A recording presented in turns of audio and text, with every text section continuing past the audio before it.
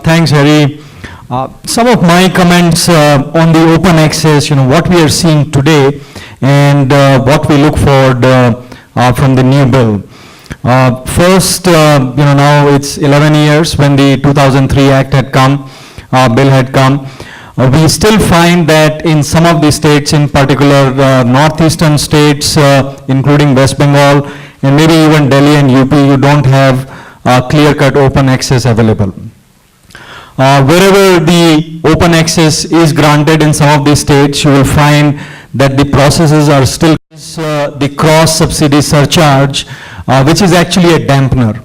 And just to give you a perspective, some of these states like Tamil Nadu or Maharashtra, they have a cross-subsidy surcharge of almost about 3.5 rupees for the open access consumers, which could be in most of these states, it could be just the generation cost itself. So the moment you have this kind of high cross-subsidy surcharges, it is essentially that the government distribution companies do not want the high-tension consumers to go away, and that's why they are building up such a high cross-subsidy charge. So in effect, we are actually killing competition and not really inviting competition. We don't want the prices to be determined by market forces, but by the distribution companies. And I will also not blame entirely the distribution companies. Obviously, they have to manage their own finances. It is, I think, to do with the political stuff, whereby we are actually giving power to several sectors, in particular agriculture, absolutely free of cost.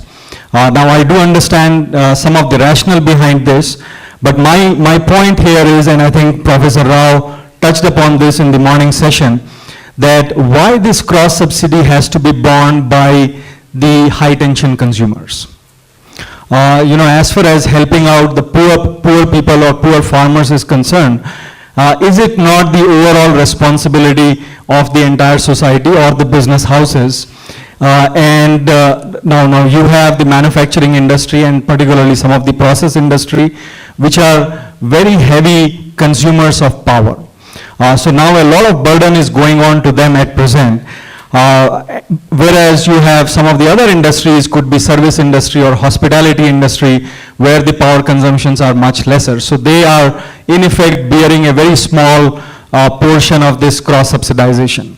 So my submission here will be that we should in effect eliminate cross-subsidy completely. We have talked about fading it out. It has never happened. It has not happened.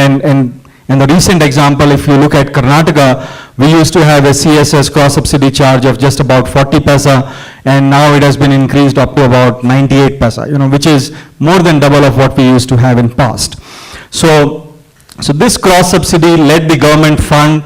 We have a lot of cess and taxes, Swachh Bharat tax and all that. So something like that has to come in.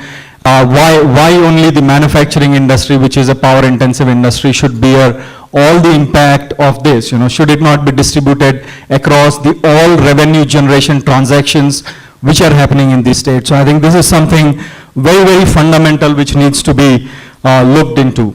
Also, I think talking about open access, we see that some of the states, while they are providing multiple open accesses, but not many.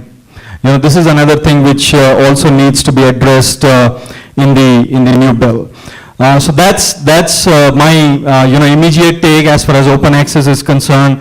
Have some more things to say, but I will let the other speakers also speak, and then we will have some more deliberations on this. Over to you, Vishal. Thank you, Ajay.